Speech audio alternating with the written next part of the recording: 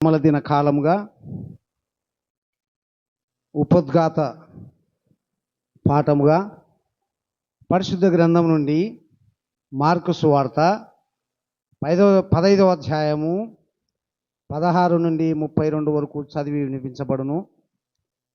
Mark సువార్త 15వ అధ్యాయము 16 నుండి చదివి వినిపించబడును. అంతటా రానువారు ఆయనను ప్రేతోరమ్యమును అధికార మందిరములో తీసుకుపోయి స్తోమతంతయు సమకూర్చుకొనిన తర్వాత ఆయనకు ఊదారంగు వస్త్రము తొడిగించి ముళ్ళ కిరీటము నల్లి ఆయనకు పెట్టి, యూదుల రాజా నీకు శుభమని చెప్పి ఆయనకు వందనము చేయసాగిరి.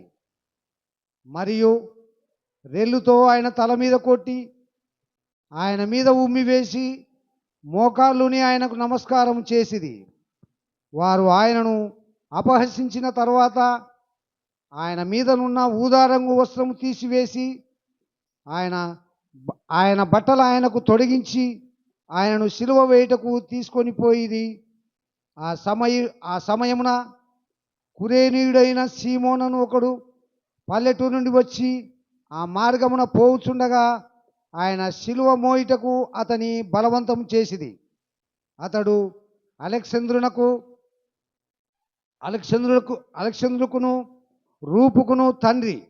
వారు గొల్గోతా అనబడిన చోటుకు ఆయనను తీసుకొని వచ్చిరి. గొల్గోతా అనగా కపాల స్థలమని అర్థము. అంతటా బోలము కలిపిన ద్రాక్షారసము ఆయనకిచ్చిరి. కానీ ఆయన దాన్ని పుచ్చుకొనలేదు. వారు ఆయనను సిలువ వేసిన తర్వాత ఎవనికి భాగము రావలెనో తెలుసుకొనుటకై ఆయన వస్త్రముల కోసము చీట్లు వేసి వాటిని పంచుకొనిది. ఆయనను సిలువ వేసినప్పుడు పగలు 3 గంటలు ఆయను. మరియు యూదుల రాజాని ఆయన మీద దోషారోపణగా పై విలాసము రాయించిరి. మరియు కుడివైపున ఒకరిని ఎడమ వైపున ఒకరిని 2 బందిపోటు దొంగలను ఆయనతో కూడా సిలువ వేసిరి. అప్పుడు ఆ మార్గమున వెళ్ళుచున్న వారు తమ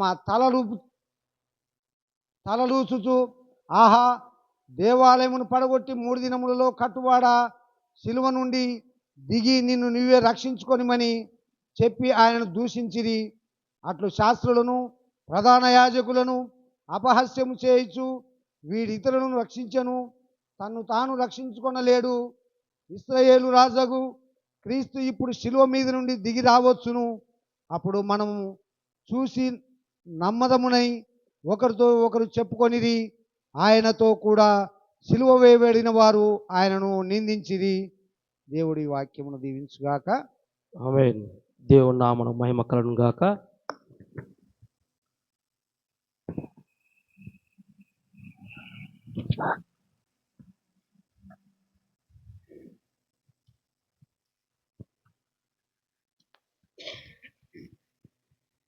మనం ఇప్పుడు ఉపోద్ఘాతంలోకి వెళ్తున్నాం. ఉపోద్ఘాత ప్రసంగము నంద్యాల నుంచి వచ్చినటువంటి జె శ్రీధర్ మండలన్న గారిని ఆహ్వానిస్తున్నాం. మరొకసారి పాటిస్తున్నాను. దయచేసి 20 నిమిషాల్లో మీ ప్రసంగాన్ని ముగించవలసిందిగా కోరుతున్నాను.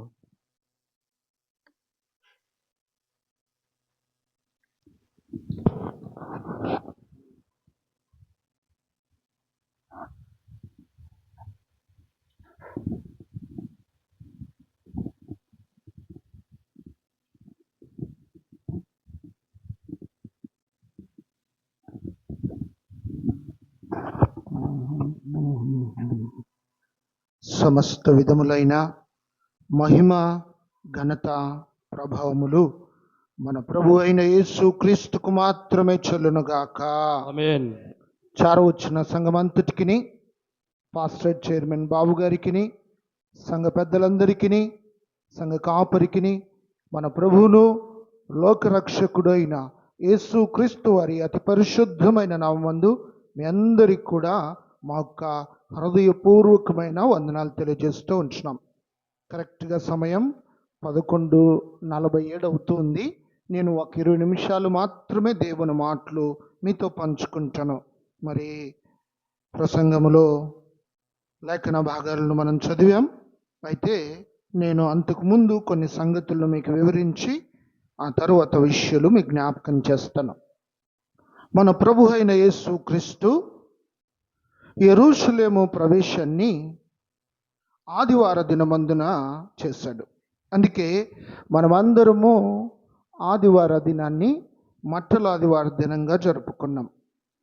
ఆదివార దినమందు ఆయన యెరూషలేము పురవీధుల గుండా గాడిద మీదను గాడిద పిల్ల మీదను ఎక్కి యెరూషలేము వీధులంతయు కూడా ఆయన్ను ఊరేగించగా సాయంకాల సమయమందున ఆయన తిరిగి బేతనియాకు వెళ్ళిపోయాడు.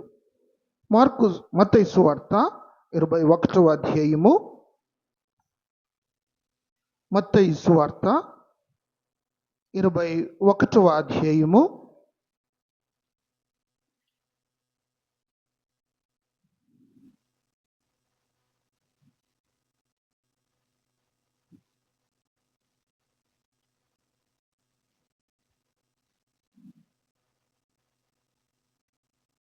17-18 వచనాలు చూస్తే, వారిని విడిచి పట్టణము నుండి బయలుదేరి బేతనియాకు వెళ్ళి అక్కడ బస చేశాను. సాయంకాలాన ఆయన యెరూషలేమును విడిచి బేతనియాకు వెళ్ళిపోవటాన్ని మనం చూస్తూ ఉన్నాం. రోజు ఉదయకాల సమయాన ప్రభు అయిన యేసు క్రీస్తు యెరూషలేములోనికి రావటం, యెరూషలేము యొక్క దేవాలయములో ఆయన బోధించుతూ ఉండటాన్ని మనం చూస్తాం. 23వ వచనంలో మనం చూస్తే, ఆయన దేవాలయములోనికి వచ్చి బోధించుచూ ఉండగా, చాలమ్మా, రోజు ప్రభు అయిన యేసు క్రీస్తు సాయంకాలన బేతనియాకు వెళ్ళటం, తిరిగి ఉదయకాలన యెరూషలేము పట్టణానికి రావటం, యెరూషలేము పట్టణము దేవాలయములో వాక్యాన్ని బోధించుచు అక్కడ వచ్చిన వారందరినీ కూడా స్వస్థపరుస్తూ తన యొక్క ఘనకార్యాలను యెరూషలేము పట్టణంలో ఆయన చేయటాన్ని నేను మీకు జ్ఞాపకం చేస్తున్నా. ఆయన సోమవారం వచ్చాడు, సాయంకాలన బేతనియాకు వెళ్ళాడు. మంగళవారం వచ్చాడు, సాయంకాలన బేతనియాకు వెళ్ళాడు. బుధవారం వచ్చాడు, మరలా సాయంకాలన బేతనియాకు వెళ్ళాడు. 21వ అధ్యాయము 17వ వచన భాగాన్ని ఒకసారి మత్తయి సువార్తల నుండి మనం చూద్దాం. వారిని పిలిచి పట్టణము నుండి బయలుదేరి బేతనియాకు వెళ్ళెను. చాలు. ఏం జరిగిందో నేను క్లుప్తంగా మీకు వివరిస్తూ ఉన్నా. ఆ రీతిగా ప్రభు అయిన యేసు క్రీస్తు ఉదయం రావటము, సాయంకాలం వెళ్ళటము ఇలాగే జరిగింది. ఇక గురువారం రోజు ప్రభు వచ్చుడు. వచ్చిన ప్రభువు ప్రియదేవుని బిడ్డలారా ఇక బేతనియాకు మరలా వెళ్ళలేదు. ఆయన బేతనియాకు వెళ్ళకుండా ఇక వారితో చెప్పాడు, పస్కా పండుగ కనుక మన కొరకు మేడగదిని సిద్ధపరచండి అని చెప్పాడు. మేడగదిని సిద్ధపరచడము ఎలాగయ్యా అని వారు అడుగుతూ ఉండగా, ఇదిగో మీరు పట్టణంలోనికి ప్రవేశిస్తూ ఉన్నప్పుడు ఒకడు నీళ్ల కుండ మోయిచు మీ వద్దకు వస్తాడు. మార్కు సువార్త 14వ అధ్యాయము, మార్కు సువార్త 14వ అధ్యాయము 12 నుండి 16 వచనాల వరకు మనం చూస్తే, అమ్మా అంత వద్దు, మీరు అండర్లైన్ చేసుకోండి. 15వ వచనాన్ని నేను చదువుతున్నా. అతడు సామాగ్రితో సిద్ధపరచబడిన గొప్ప మేడగదిని మీకు చూపించును, అక్కడ మన కొరకు సిద్ధపరచుడని ఆయన తన శిష్యులతో చెప్పాను. గురువారము ఇక బేతనియాకు వెళ్ళక సాయంకాలం మందు ఏం జరిగింది అంటే, యెరూషలేము నగరములోని పాత పట్టణము ఓల్డ్ సిటీలో ఆ ప్రభు కొరకు పస్కా విందు భుజించటానికి ఆ సాయంకాల సమయమున ఒకడు యజమానుడు తన ఇల్లు పై గదిని ఇచ్చాడు. అపోస్తల కార్యాల్లో మనం చూసే మేడగది, బైబిల్లో మనం మాట్లాడుకునే మేడగది ఏది అంటే ఇదే. పస్కా విందు సిద్ధపరిచిన గది. ఇక ఆ గదిలో ఆ రోజు ప్రభురాత్రి భోజన సంస్కారము కొనసాగింది. ప్రియ దేవుని బిడ్డలారా, సాయంకాలమున ఇక వారు పస్కా విందులో పాలు పంపులు పొందారు. అక్కడ నుండి 26వ వచన భాగాన్ని మనం చూస్తే 14వ అధ్యాయము 26వ వచన భాగాన్ని మీరు చదవండి. అంతటా కీర్తన పాడి ఒలీవల కొండకు వెళ్ళిరి. ఇక మీరు వినాలి చాలమ్మా. నాకున్నది 20 నిమిషాలే కనుక మీరు అన్ని రెఫరెన్సులు చదివినా 20 నిమిషాలు అవుతుంది. అందుకే మీకు రెఫరెన్సులు మాత్రమే చూపిస్తున్నా. మేడగదిలో నుండి ప్రభురాత్రి భోజన సంస్కారం అయిన తర్వాత చీకటి పడగా వారు పాటలు పాడుకుంటూ ఎక్కడికి వెళ్ళారు అని మనం చూస్తే ఒలీవల కొండకు వెళ్ళారు అని లేఖన భాగాల్లో స్పష్టంగా మనం చూస్తాం. యెరూషలేము పట్టణమందు మొత్తము 7 కొండలు ఉన్నాయి. యెరూషలేము పట్టణములో 7 కొండలు ఉన్నాయి. అందులో సొలొమోను మహారాజు మందిరాన్ని కట్టించినది సీయోను కొండ. ఈ మేడగది ఎక్కడుంది అంటే యెరూషలేము దేవాలయము కట్టిన ప్రాంతానికి సమీపంగా ఉంది. ఈ యెరూషలేములోని పాత నగరాన్ని ఒలీవల కొండకు మధ్యలో కిద్రోను లోయ అన్నది ప్రవహిస్తూ ఉంది. ఈ కిద్రోను లోయ దాటి ఒలీవ కొండకు వెళ్ళాలి. దరిదాపుగా ఈ యెరూషలేము దేవాలయము దానికి సమీపంగా ఉన్న మేడగదిలో నుండి వారు ప్రయాణాన్ని ప్రారంభిస్తే ఒలీవ కొండకు చేరటానికి ఒక 30 నిమిషాల సమయం పడుతుంది. ఆ కొండ మీద నుండి అంటే సియోను కొండ మీద నుండి దిగి పాత నగరాన్ని దాటి కిద్రోను లోయలో పడి వారు ఒలీవల కొండకు వస్తారు. ఈ ఒలీవల కొండకు ఆయన ఎప్పుడు ప్రార్థన చేయటానికి ఏకాంతంగా గడపటానికి దేవుడు రావటాన్ని మనం చూస్తాం. మరి ఒలీవల కొండలోకి ఆయన వచ్చాడు.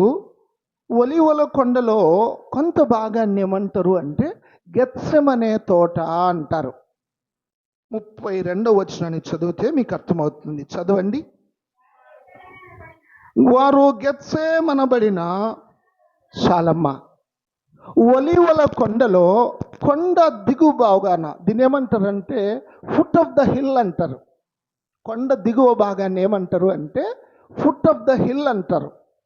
ఈ యొక్క ఒలీవ కొండ అంతటిలో పాదముల దగ్గర అంటే at the beginning of the hill ప్రారంభములోనే ఒలీవల కొండలో ఒక సుందరమైన గార్డెన్ను సిద్ధపరిచారు. రాజులు కదా ఆ పట్టణంలో ఉండేది, పెద్ద పెద్ద గొప్పవారు కదా, వారు అలాగూ తోటలో సంచరించడానికి ఒక సుందరమైన తోటను సిద్ధపరిచారు. ఆ ప్రాంతాన్ని ఏమంటారు అంటే గెత్సెమనే తోట అంటారు. ఈ గెత్సెమనే తోటకు అర్థం ఏంటి అంటే ఒలీవల గానుగలు దంచి నూనె తీయటానికి సాదృశ్యంగా వ్రాయబడిన మాట. గెత్సెమనే మాట హిబ్రూ పదము. అది హిబ్రూ భాషలో చెప్పబడిన పదము. ఈ గెత్సెమనే తోటలోనికి ఆయన ఇక చీకటి పడిన తరువాత రాత్రికాల సమయాన ప్రవేశించడు. ఇక ఆ ప్రభువు వారితో ఏం చెబుతున్నాడు అంటే మీరు శోధనలో ప్రవేశించకుండానట్లు ఇక ప్రార్థన చేస్తూ ఉండండి అని. ఆ గురువారమున ఆయన ఒలీవల కొండకొచ్చాడు. రాత్రి పడుతూ ఉండగా ఆయన ఇక గెత్సెమనే తోటలోనికి వచ్చాడు. ఈ గెత్సెమనే తోట నేను ప్రవేశించను, ఈ పట్టణాన్ని నేను చూచాను, నాకు ఈ పట్టణం మీద పరిపూర్ణ అవగాహన ఉందని మాత్రమే మీకు చెబుతున్నా. అందుకే కొంచెం క్లియర్గా చెబుతున్నా. ఆయన ఎక్కడికి వెళ్ళాడు, ఎక్కడికి వచ్చాడు, ఏంటి అన్న విషయాలు మీరు ఎప్పుడు వినని విషయాలు ఈరోజు కొన్ని మీతో పంచుకుంటాను. దయచేసి ఇక శ్రద్ధగా వినండి. ఆ ప్రభువు రాత్రికాల సమయాన శిష్యులతో పలుమార్లు ఏం చెబుతున్నాడు అంటే మీరు మెలకువగా ఉండి ప్రార్థన చేయుడి అని చెప్పటాన్ని మనం చూస్తాం. లూకా సువార్త 23వ అధ్యాయము లూకా సువార్త 23వ అధ్యాయము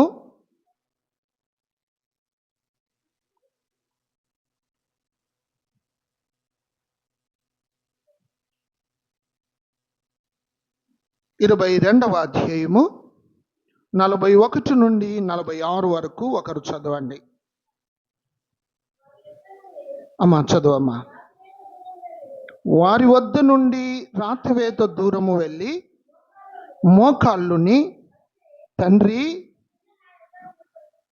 ఈ గిన్నె నా యొద్ద నుండి తొలగించుటకు నీ చిత్తమైతే చాలమ్మా. మీరు చదువుకోండి. తర్వాత ప్రభువు అక్కడికి వెళ్ళి ఇక వేదన పడుతూ గెత్సెమనే తోటలో ప్రార్థన చేస్తూ ఉన్నాడు. అయ్యా, నీ చిత్తమైతే ఈ గిన్నెను నా యొద్ద నుండి తొలగించు నాయనా. ఈ రీతిగా ప్రార్థన చేస్తూ ఉండగా ప్రభు యొక్క ఈ చర్మపు శ్వాద గ్రంథుల నుండి రక్తము నేలను ప్రవహించడాన్ని మనం అక్కడ చూస్తాం. రక్త బిందువులు ఇక చుక్కలు చుక్కలుగా ఆ స్థలమందు పడుతూ ఉన్నాయి.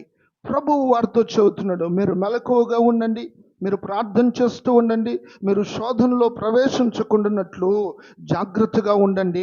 ఇక వారు రాబోతూ ఉన్నారు, నన్ను పట్టుకోబోతూ ఉన్నారు, నన్ను సిలువ వేయబోతూ ఉన్నారు. ఈ కార్యాలన్నీ మీరు చూస్తారు కనుక మీరు మెలకువ కలిగి ప్రార్థించుడని రాయి విసిరి వేస్తే ఎంత దూరం అయితే వెళ్తుందో అంత దూరంగా వారికి వెళ్ళి ఆయన వేదన పడుతూ ప్రార్థన చేయటాన్ని ప్రభు పక్షాన నేను మీకు మనవి చేస్తూ ఉన్నా.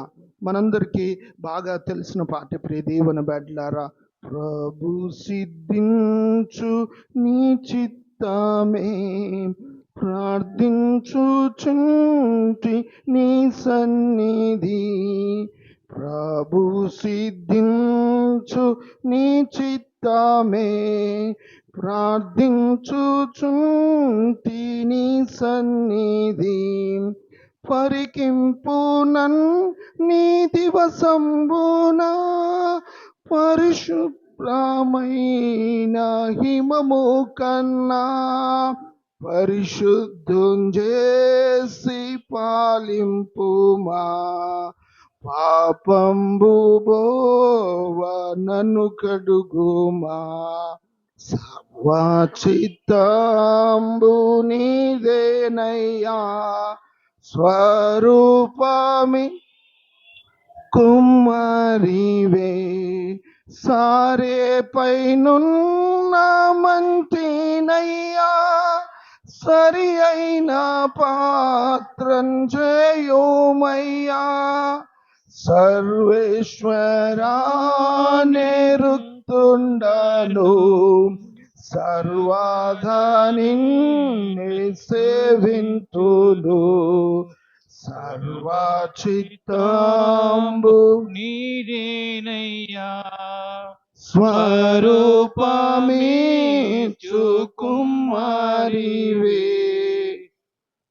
ప్రభు పక్షాన నేను ఇక్కడ మీకు మనవి చేస్తున్నది ఏంటి అంటే, మనందరి జీవితాలలో దేవుని చిత్తాన్ని మనం నెరవేర్చాలి.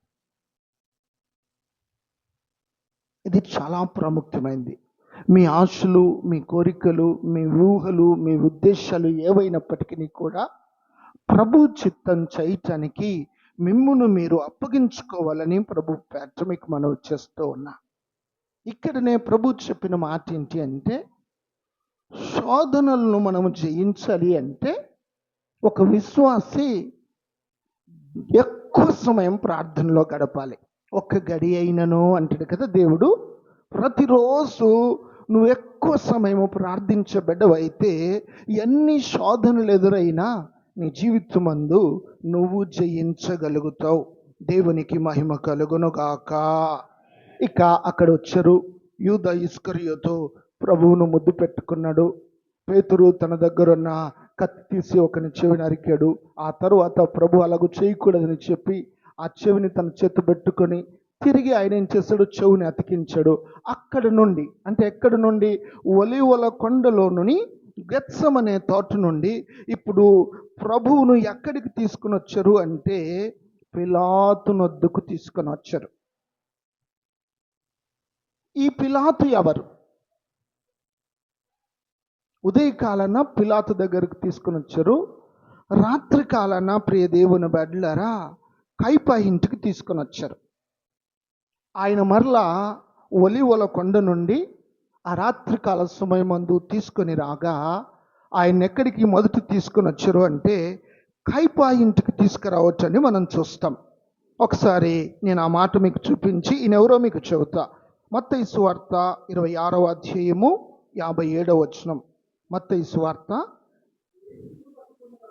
26వ అధ్యాయము 57వ వచనం చదవండి అన్న, మీరు కరెక్ట్. యేసును పట్టుకొనిన వారు ప్రధాన యాజకుడైన కైపా. చాలన్నా, యెరూషలేము మందిరంలో ప్రధాన యాజకుడు ఈయన. ఈ ప్రధాన యాజకుడైన కైపా ఇంటికి ఒలీవల కొండలో ఉన్న గెత్సెమనే తోట నుండి పట్టుకొని బంధించి కొట్టి ఉమ్మివేసి హేళన చేసి గుద్దుతూ అపహాస్యం చేస్తూ హింసిస్తూ చులకనగా మాట్లాడుతూ అవమానపరుస్తూ తన్నుతూ లాక్కుంటూ ఆయనను కైపా దగ్గరకు తీసుకొని వచ్చారు. ఈ కైపా ఇల్లు ఎక్కడుంది అంటే, ఎక్కడైతే ప్రభు అయిన యేసుక్రీస్తు మేడగదిలో పస్కా విందులో పాలుపంపులు పొందాడో ఆ పస్కా భుజించిన ఇంటికి కొంచెం దూరంలో ఉంది. కొంచెం దూరంలో ఉంది. ఇతను ఎవరు అంటే ప్రధాన యాజకుడు. అతని ఇంటిలో రాత్రంతా హింసించారు. ఆ రాత్రే ముఖాన ఉమ్మి వేశారు. ఆ రాత్రి ఆయన్ను కొట్టారు. ఆ రాత్రి ఆయనకు నిద్ర లేకుండా విసికించారు. ప్రవచించుము, ఎవడో నిన్ను కొట్టినవాడు అంటూ హింసించి హేళన చేసి వారికి నచ్చినట్లుగా ఆయనను బాగా ఇబ్బంది పెట్టారు. ప్రియ దేవుని బిడ్డలారా, అక్కడ నుండి రాత్రంతయు ఆయన హింసించిన తరువాత ఉదయకాల సమయాన్ని ఏం జరిగిందో నేను మీకు మనవి చేస్తున్నా. ఇప్పటి వరకు నేను గురువారం జరిగింది చెప్పాను, గురువారం రాత్రి జరిగింది చెప్పాను. ఇక శుక్రవారం ఉదయం ఏం జరిగిందో మీకు జ్ఞాపకం చేసి నాకు ఇచ్చిన సమయంలో నేను ముగిస్తాను. లూకా సువార్త 23వ అధ్యాయము మొదటి వచ్చిన భాగాన్ని ఒకసారి చూద్దాం. అంతటా వారందరూ లేచి, చాలు, ఈ పిలాతు ఎవరో మీకు తెలియాలి. ఈ పేర్లు మీకు వివరంగా చెబుతున్నా. కైపా ఎవరు? యెరూషలేము దేవాలయము ప్రధాన యాజకుడు.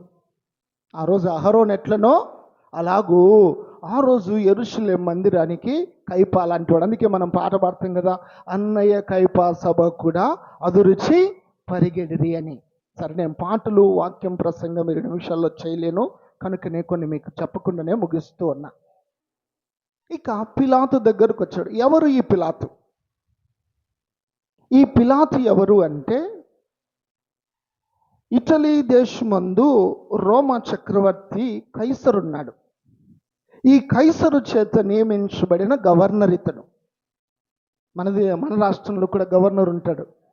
రాజ్యాంగం ప్రకారం కొన్ని పదవులు ఉంటాయి. ఇటలీ దేశంలో ఉన్న కైసర్ అనే చక్రవర్తి కింద ఈ పిలాతు అన్నవాడు యూదయ ప్రాంతానికి గవర్నర్. ఈ ఇశ్రాయేలు దేశము 3 భాగాలుగా విభజించబడింది. యూదయ, గలిలయ, సమరయగా విభాగించబడింది. ఇక పిలాతు దగ్గరకు తీసుకుని వచ్చి పిలాతుతో వారు వాదోపవాదనలు చేస్తున్నారు. ఈయన కైసరుకు పన్ను ఇవ్వద్దని మమ్మల్ని ప్రేరేపించడు అని. ఈ కైసరు ఎవరో కూడా మీకు చెప్పాను. ఈ కైసరు ఎవరు? ఇతను రోమా చక్రవర్తి. ఇటలీ దేశమందు ఉండి తన యొక్క రాజ్యాన్ని విస్తరించి ఇశ్రాయేలును ఓడించి ఆ దినాలలో రాజుగా చక్రవర్తిగా రోమా పట్టణము నుండి ఈయన పరిపాలిస్తూ ఉన్నాడు. ఇటలీ ప్రధాన కేంద్రంగా ఈయన రాజధాని ఉంటే ఈయన ఏం చేశాడంటే కొందరిని గవర్నర్లు నియమించాడు. అందులో పిలాతు యూదయ ప్రాంతానికి, యూదయ రాష్ట్రానికి గవర్నర్. అందుకే ప్రభు ఒక మాట అంటాడు, కైసరువి కైసరికి ఇవ్వండి, దేవునివి దేవునికి ఇవ్వండి. ఈ కైసరు రోమా చక్రవర్తి, పిలాతు గవర్నరు, కైపా ప్రధానాధికారి. ఇక ఇక్కడి నుంచి మనం ఎక్కడ చూస్తాము అంటే 7వ వచన భాగాన్ని ఒకసారి మీరు చదవండి. ఆయన హేరోదు అధికారము కింద ప్రదేశపు వాడిని తెలుసుకొని హేరోదు నొద్దకు ఆయన పంపెను. ఈ హేరోదు ఎవరు? నేను నలుగురు వ్యక్తులను ప్రముఖంగా మీకు గుర్తు చేస్తున్నా. ఒకరిని కైపను, ఒకరిని కైసరును, ఒకరిని పిలాతును, ఇప్పుడు ఏంటి హేరోదు. ఈ హేరోదు ఎవరు? ఈ హేరోదు ఎవరు అంటే, యేసు ప్రభువు పుట్టినప్పుడు హేరోదు ఏం చేశాడు? శిష్యులందరినీ సంహరించండి అన్నాడు. ఇప్పుడు చదువుతున్న మనం హేరోదు ఎవరు అంటే ఆయన కుమారుడు. ఈ హేరోదు ఎవరు అంటే ఇతను ఏదోమీయుల వంశానికి చెందినవాడు. ఇతను ఏశావు యొక్క కుమారుడు ఏదోమీయుల వంశానికి చెందినవాడు.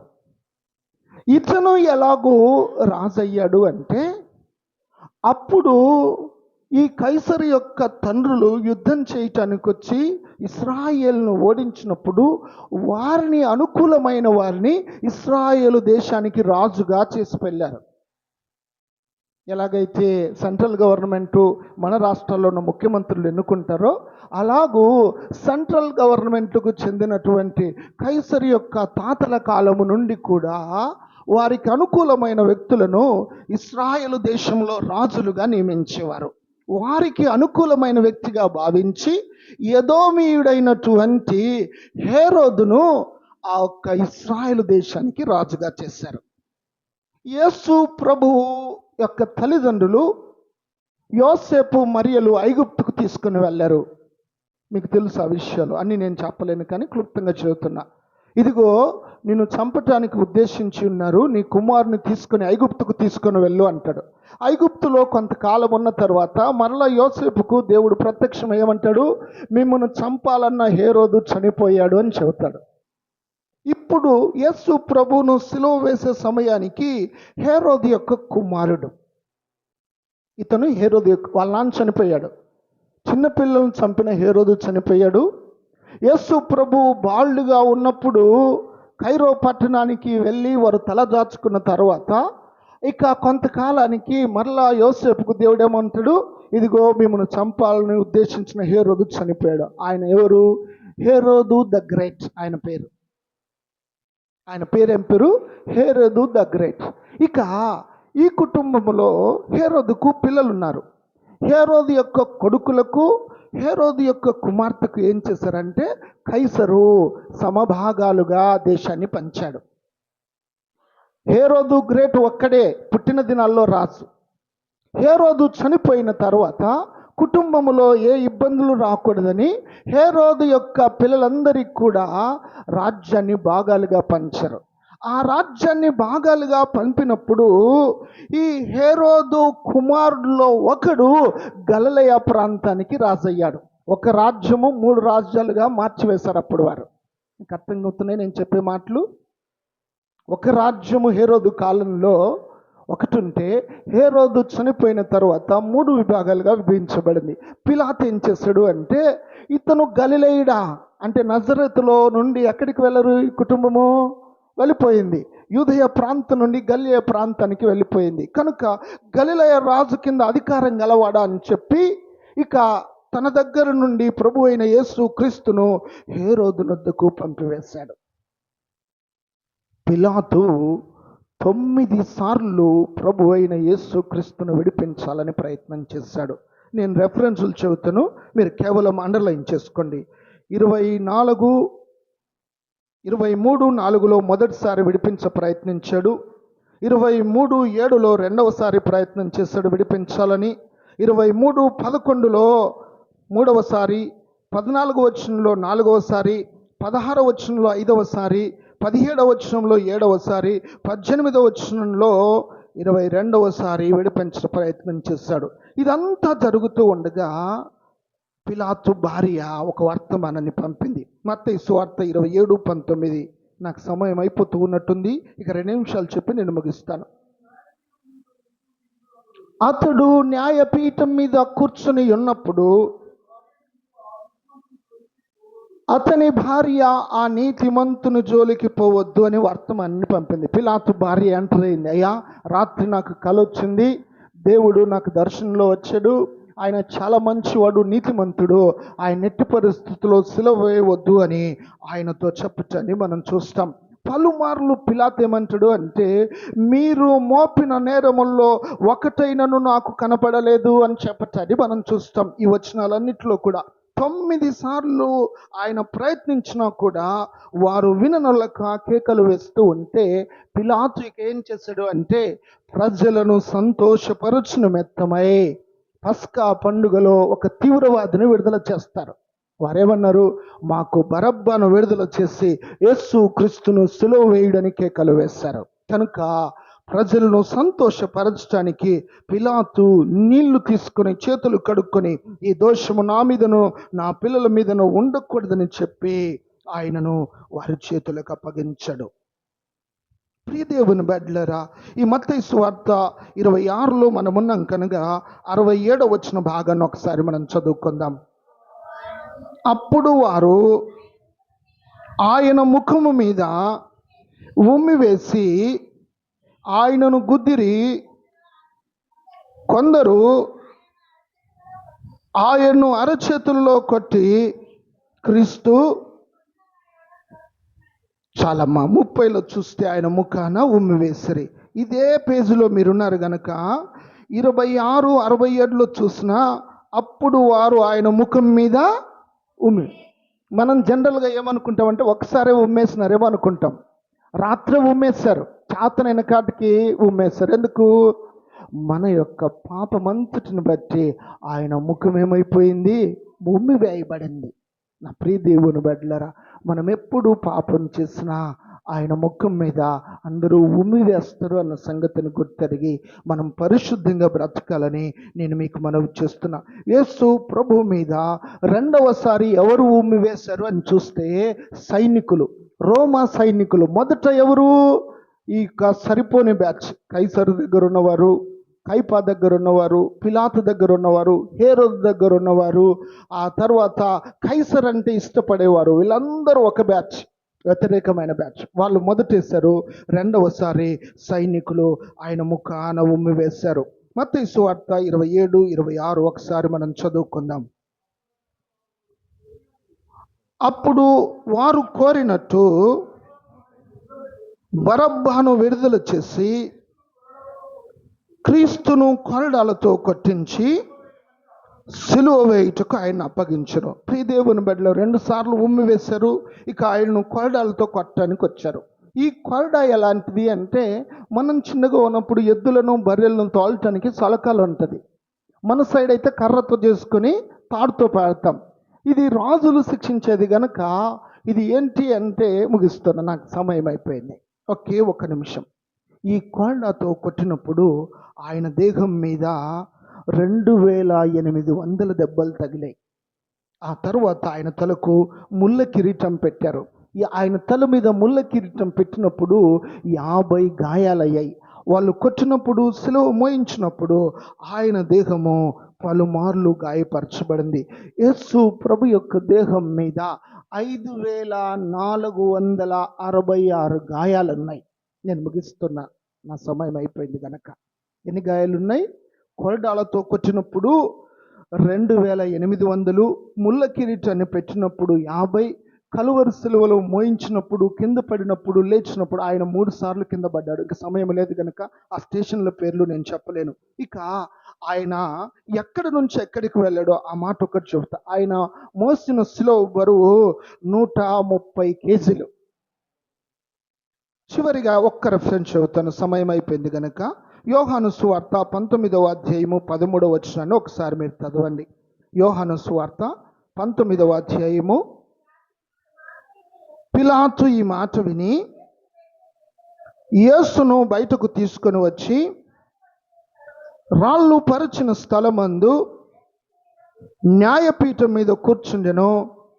హెబ్రీ భాషలో ఆ స్థలమునకు గబ్బాతా అను పేరు. 17వ వచనాన్ని చదువమ్మా.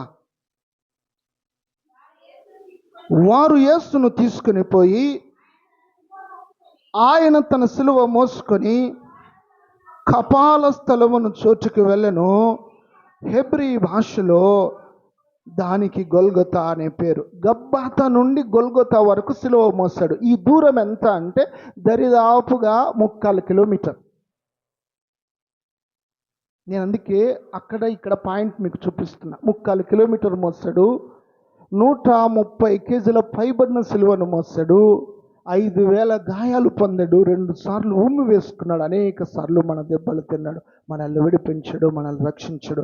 మనమందరము మనకిచ్చిన ఈ భాగ్యాన్ని కాపాడుకుంటూ ఆత్మీయులమై, పరిశుద్ధులమై, నిత్య జీవానికి మనం అర్హులమై పరలోకమందు ఆరాధించుటకు దేవుడు మనల్ని సిద్ధపరచునుగాక. నాకు ఇచ్చినటువంటి సమయాన్ని బట్టి దేవునికి వందనాలు చెల్లిస్తూ, సంఘంలో ఉన్న పాస్టర్ చైర్మన్ బాబు గారికి, సంఘ కాపరికి, సంఘ పెద్దలకు, సంఘమంతటికి నాకు హృదయపూర్వకమైన వందనాలు తెలియజేస్తున్నాను. దేవుడి కొన్ని మాటలు మనందరి వెనుకల్లో దీవించునుగాక. ఆమేన్. ఆమేన్.